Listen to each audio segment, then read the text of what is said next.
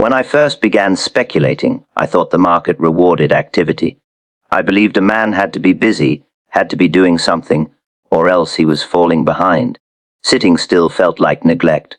I watched the tape, and if it moved, I felt compelled to move with it. That feeling, that itch in the hands, is not intelligence. It is impatience dressed up as ambition. And impatience has emptied more trading accounts than bad luck ever did. You see, the market does not pay you for being busy. It pays you for being right. And being right often requires doing nothing at all. That is the part most men cannot tolerate. Stillness feels like weakness. Silence feels like ignorance. Have you noticed how uncomfortable it is to sit in front of a chart that is going nowhere and not act on it? You begin to imagine opportunities where none exist. You begin to argue with yourself. You say, "Surely I must do something here." But why must you? I learned early, though not early enough, that forced trades are born from psychological discomfort, not from sound judgment.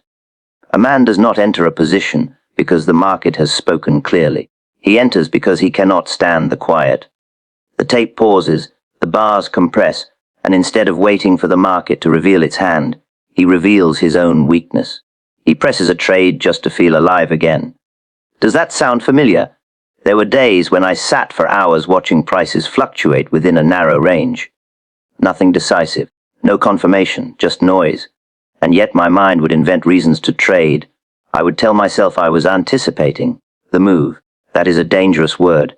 Anticipation is what gamblers do. Speculators wait. The market does not reward anticipation, it rewards confirmation. But confirmation requires patience, and patience requires the ability to sit still without anxiety. Most men think the hardest part of trading is knowing when to buy or sell. They are wrong. The hardest part is knowing when to do nothing and being content with that decision.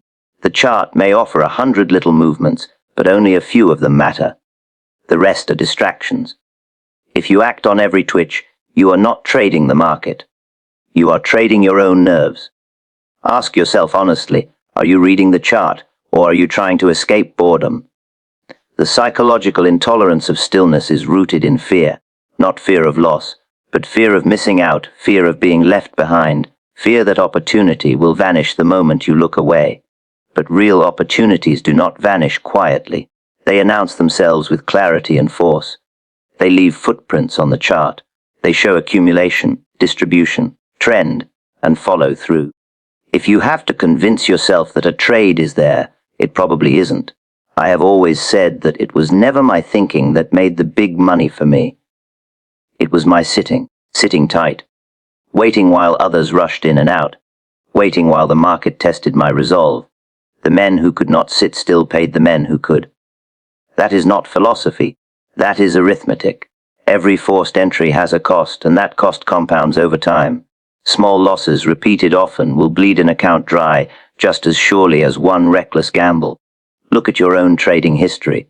How many trades were taken because the setup was perfect, and how many were taken because you were tired of waiting? Be honest with yourself. The market knows the difference even if you pretend not to. Forced entries often come with justifications. You tell yourself the risk is small, the stop is tight, the potential is there. But beneath those words is a simple truth. You were uncomfortable doing nothing. Stillness exposes the trader to himself. When the market is quiet, there is no external excitement to hide behind. You are left alone with your thoughts, your doubts, and your impulses. Many men would rather lose a little money than sit with that discomfort. They confuse action with progress. But in speculation, progress is measured in net results, not in the number of trades placed. Wealth in trading is built the same way trends are built, slowly, unevenly, and with long periods of apparent inactivity. A man who understands this does not rush the market. He allows it to come to him. He knows that his capital is his tool, and unnecessary trades are wear and tear on that tool.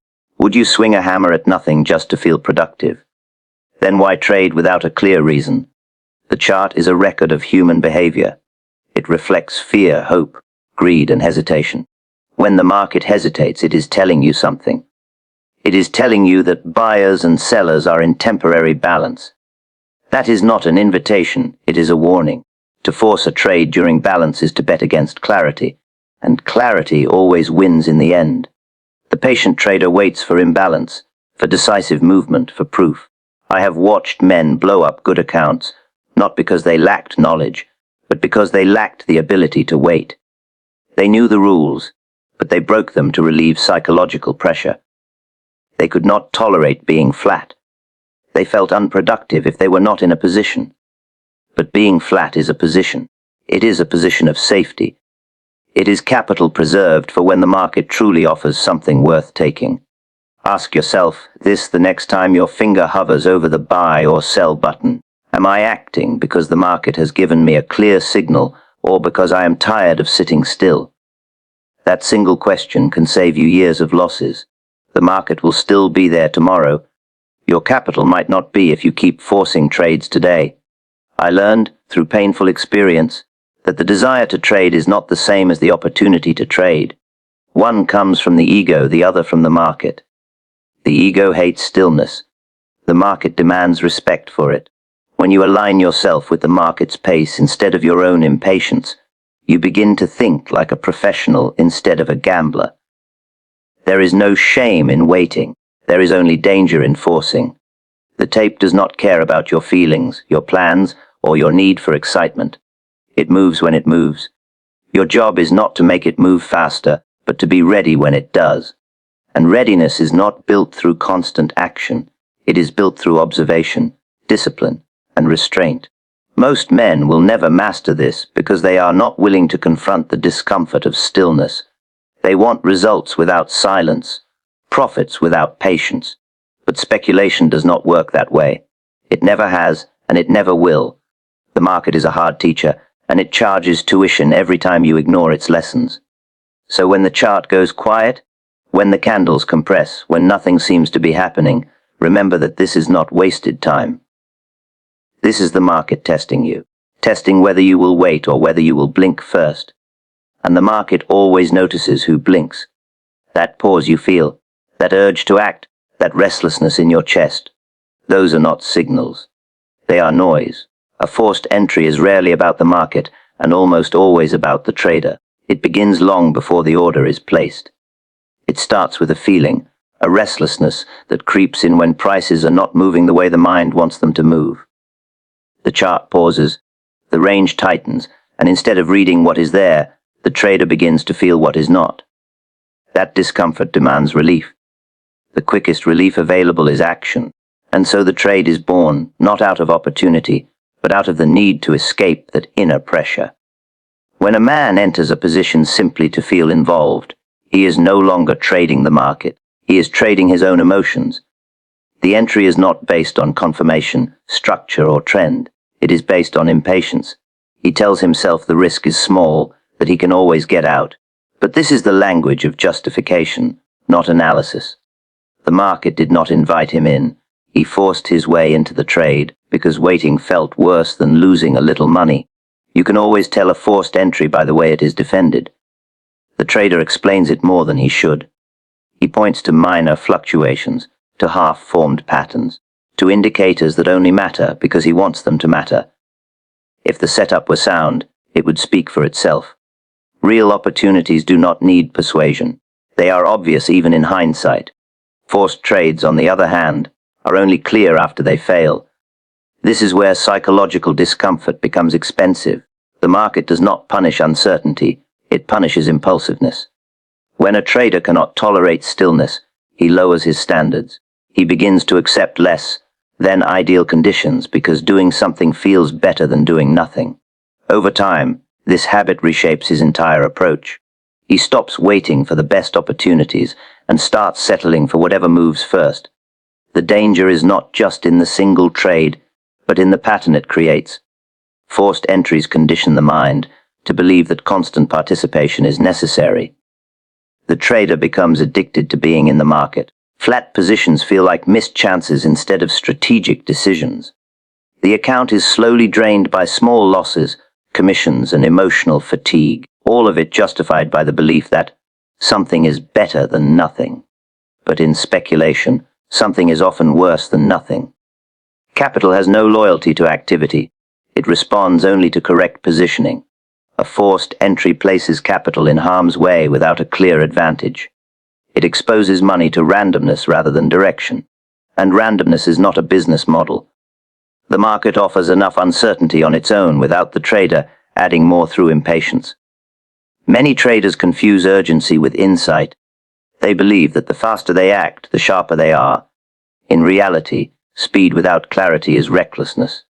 The market rewards those who can wait for alignment, for confirmation that buyers or sellers have taken control. When that control is absent, any entry is a guess, no matter how it is dressed up. The relief a forced entry provides is temporary. For a moment, the trader feels engaged again. The boredom fades, the heart rate picks up, and the illusion of control returns. But the market soon reasserts itself. If the trade goes against him, the discomfort doubles. Now he is not only impatient but also wrong.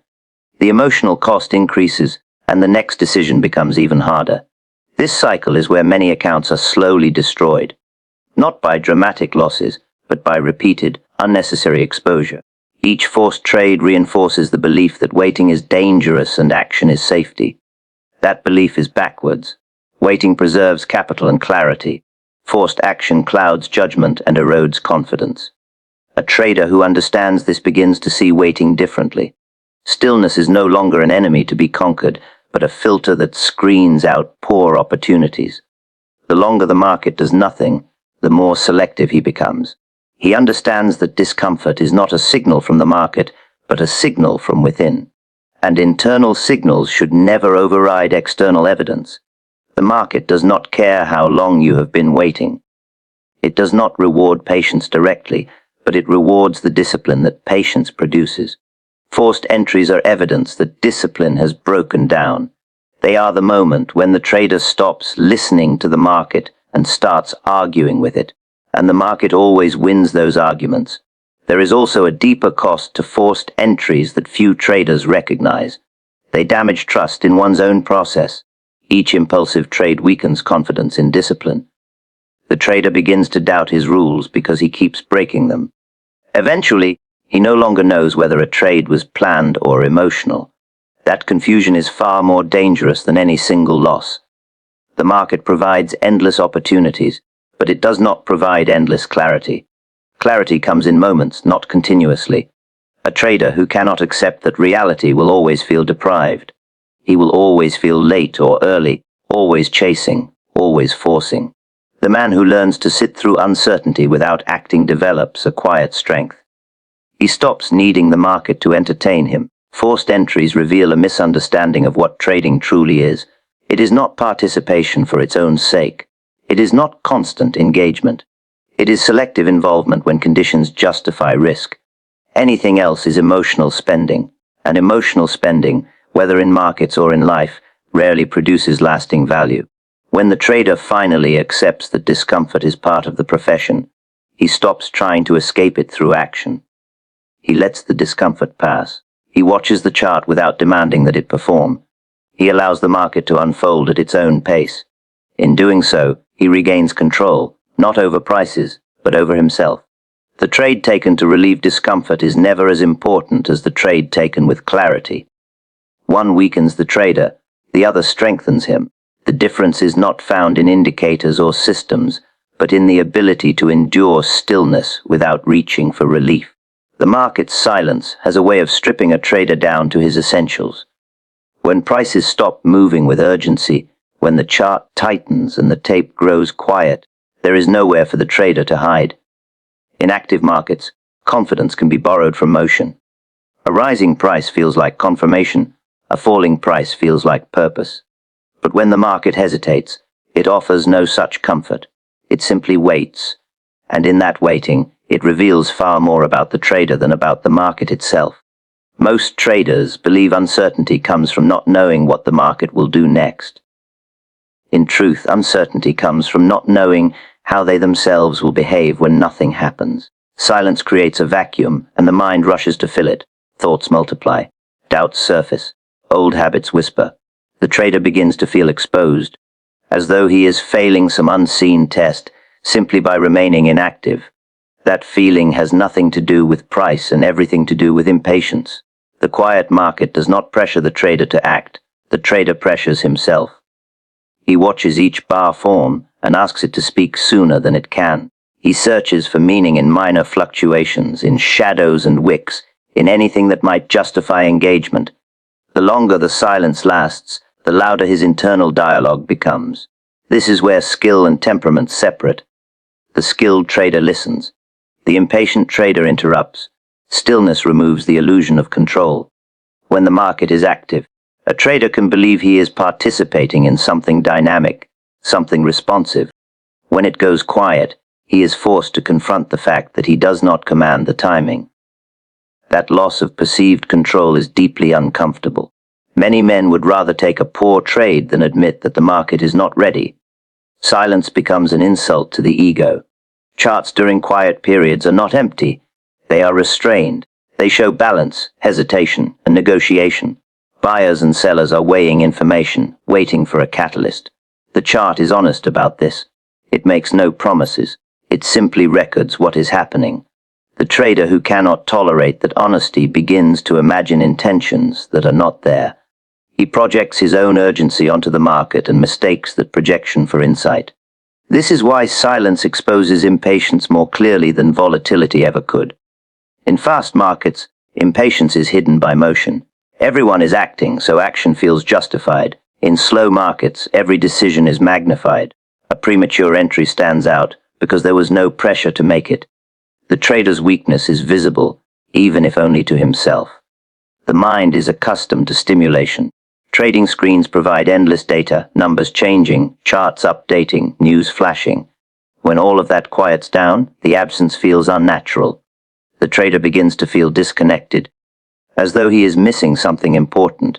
That fear is not rooted in reality, it is rooted in habit.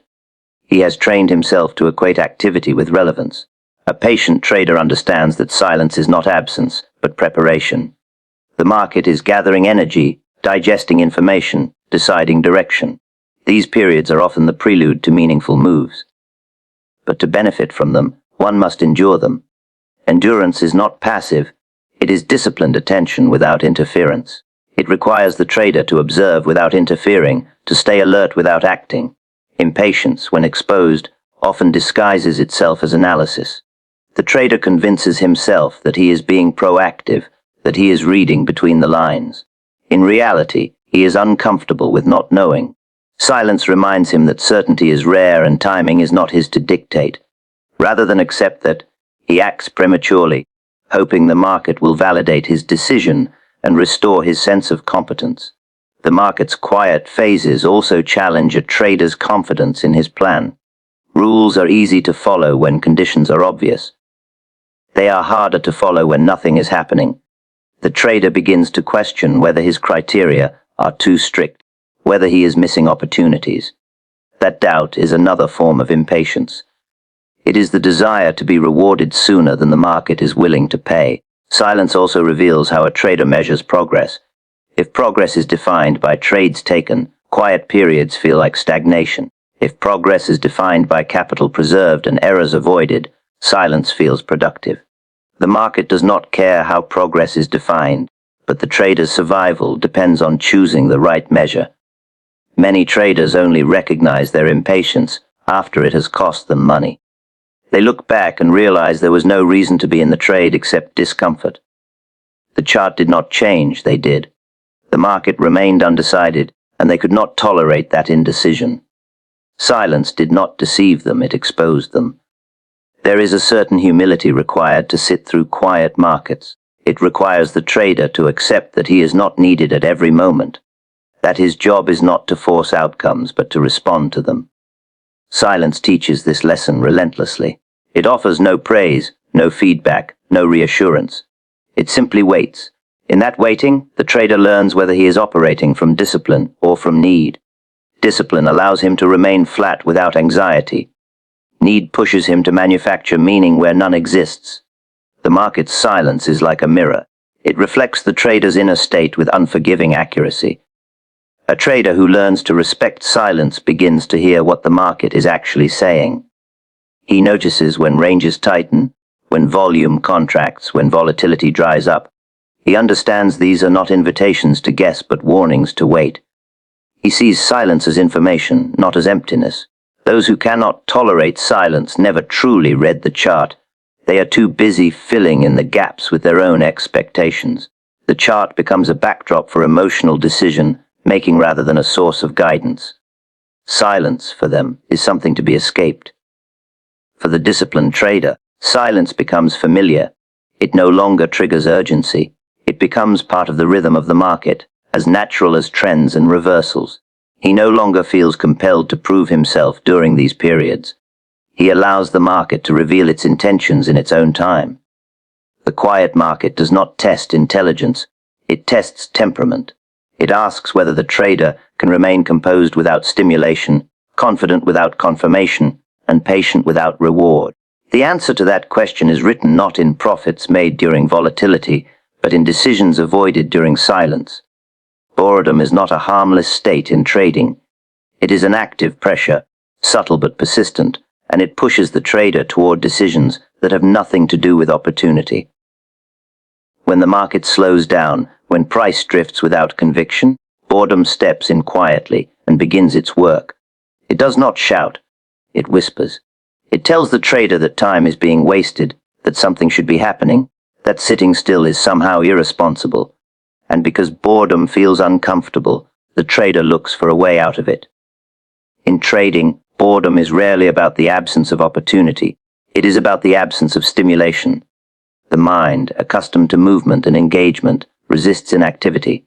Charts that go sideways feel like a personal affront. The trader begins to feel detached, as though he is no longer part of the game. That feeling is dangerous, because it encourages participation for the sake of participation, rather than for the sake of profit. Many losing trades are not born from greed or fear, but from the simple desire to escape monotony. The trader has been watching the screen too long. He has been waiting too patiently, at least in his own mind. He starts to rationalize action. A small breakout looks larger than it is. A minor pullback feels like a bargain. Boredom sharpens perception in the wrong direction. It magnifies noise and shrinks standards. The market does not move to entertain anyone. It moves when supply and demand shift decisively. When those forces are in balance, price stalls. That balance is not an invitation. It is a neutral state. But boredom turns neutrality into urgency. The trader begins to believe that if he does not act, he is falling behind others who are more active or more aggressive. This comparison is imaginary, but the pressure it creates is real. Boredom is expensive because it erodes selectivity. The trader who is bored stops asking whether a trade is necessary and starts asking whether it is possible. That is a critical shift. Possibility is endless. Necessity is rare. When boredom takes over, the trader lowers the bar just enough to justify entry, not because the setup is strong, but because it exists. This is how boredom drains accounts slowly and consistently. Not through large, obvious mistakes, but through a series of marginal trades that never should have been taken. Each one seems small, almost insignificant. But together they form a pattern of unnecessary risk. Capital is exposed without a clear edge, and over time, that exposure takes its toll. The emotional cost of boredom-driven trades is often underestimated. When a trade is taken out of boredom and it fails, the trader feels foolish, not unlucky. He knows deep down that the trade was avoidable. That knowledge chips away at confidence. It creates frustration, which then increases sensitivity to boredom the next time the market goes quiet. The cycle feeds itself. Boredom also distorts time perception. A few quiet minutes feel like hours. A consolidating market feels like stagnation. The trader begins to believe that nothing will ever happen if he waits. This impatience has nothing to do with the actual pace of the market, and everything to do with the trader's tolerance for inactivity. The market is not slow, the trader is restless. Experienced traders learn to respect boredom as a signal, not from the market, but from within. It signals that the trader is out of sync with the market's rhythm. Instead of acting on it, the disciplined trader steps back mentally. He reminds himself that his job is not to be entertained, but to be accurate. Accuracy does not require constant action. It requires restraint. There is a mistaken belief that successful traders are always engaged, always trading, always doing something. In reality, the most successful traders spend far more time waiting than acting. They understand that boredom is part of the profession. It is the cost of admission. Those who cannot pay that cost end up paying a much higher price in losses. Boredom-driven trades often come with tight stops and small targets, justified as quick scalps or low-risk attempts. But these trades rarely offer favorable odds. They rely on movement that is not yet present. When the market is quiet, it tends to remain quiet longer than expected. The bored trader is repeatedly stopped out, each loss reinforcing a sense of frustration and urgency. The chart does not reward effort, it rewards alignment. Boredom tempts the trader to substitute effort for alignment. He clicks, adjusts, enters, exits, all in an attempt to feel productive. But productivity in trading is not measured by activity. It is measured by capital preservation and selective deployment. Wealth building through trading is a slow process, punctuated by periods of inactivity. These periods are not failures, they are necessary pauses. Boredom arises when the trader expects constant reward. When expectations are adjusted to reality, boredom loses its power. The trader no longer demands that the market provide excitement on demand. Learning to sit with boredom without acting is a form of psychological conditioning. It trains the trader to separate emotion from execution. It teaches him that discomfort does not require resolution through action. This lesson carries over into risk management, position sizing, and long-term consistency. The market will always offer moments of excitement. Strong trends, sharp reversals, high-volume breakouts. Those moments are easier to trade precisely because they follow periods of quiet. The trader who wasted his capital during boredom is often sidelined when clarity finally arrives. He has already spent his risk on nothing. Boredom also reveals whether a trader truly trusts his process. If the rules say wait, but boredom demands action, which voice wins? Each time the trader acts out of boredom, he weakens his belief in discipline. Each time he resists, he strengthens it. Over time, this choice defines the trader's identity. A bored trader often believes he is missing opportunities, but in truth, he is missing patience. The market is not hiding profits during quiet periods. It is withholding them until conditions justify release. Boredom is simply the trader's reaction to that withholding. Those who master trading do not eliminate boredom. They outgrow it. They recognize it as part of the landscape, like drawdowns and uncertainty. They stop trying to escape it and start using it as a reminder to stay selective, to stay grounded, to stay aligned with what the market is actually doing rather than what they wish it would do.